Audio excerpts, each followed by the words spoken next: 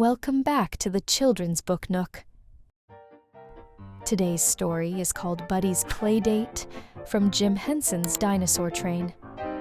Buddy was looking off into the distance as Shiny explained the new rules of dinosaur hopscotch to her brothers and sister. Buddy, are you even listening? Shiny asked. Sorry, Shiny, said Buddy. I thought I heard the dinosaur train whistle. Today was the day Dolores Tyrannosaurus and her daughter Annie were coming to visit Pteranodon Terrace for the very first time, and Buddy couldn't wait. Buddy loved hanging out with Annie because they were a lot alike. Her hands have 2 fingers, and she has big green eyes and sharp teeth, just like me. And we both have good eyesight and a good sense of smell. He continued. We both like to run and play kick the cone. Tiny was excited for Annie's visit too. No one likes kick the cone as much as Annie does, Buddy said. You'll really like her, Don. That made Tiny feel a little sad. Did Buddy like Annie more than her?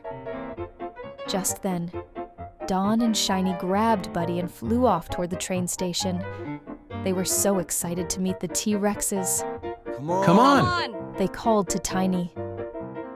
As the whole Pteranodon family waited by the platform, the dinosaur train chugged into the station. Annie jumped out of the train car. Hi, Tiny! Hi, Shiny! Hi, Dawn! She yelled. And then, Hey, Buddy! Roar! Hey, Annie! Hi, too! Buddy replied. And then they tapped each other's fingers. Annie and Buddy both had on big, toothy grins. Whoa, said Don. He was watching as Dolores climbed out of the passenger car. she's really big, Buddy. Are you going to be that big someday? Maybe even bigger, Buddy replied. Roar! Said Annie as she elbowed Buddy playfully. Mr. and Mrs. Pteranodon took Dolores to see their home, and Shiny led the kids to the dinosaur hopscotch court. But Annie suggested a game of I Smell instead. I don't really feel like playing that. I think I'll just hang out with the grown-ups.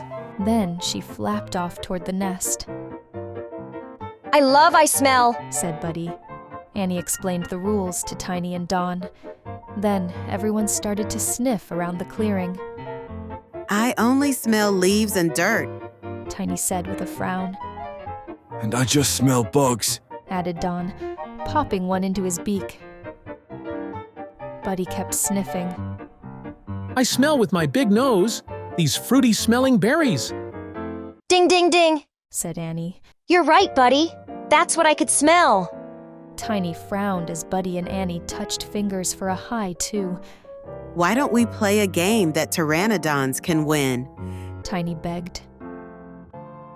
The next game Annie picked was Kick the Cone. I knew they would pick that. Tiny said disappointedly. T-Rexes have big, strong legs. Okay, Buddy. You count to 5 and we'll all hide. When you find one of us, we all run to kick the cone.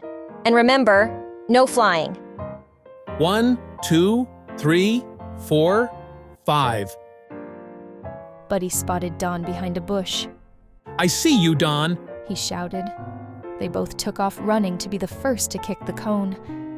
Tiny came out from her hiding place and started running toward the cone. Then, from the other direction, Annie came sprinting across the clearing. She kicked the cone and won the game. Tiny and Dawn were panting loudly.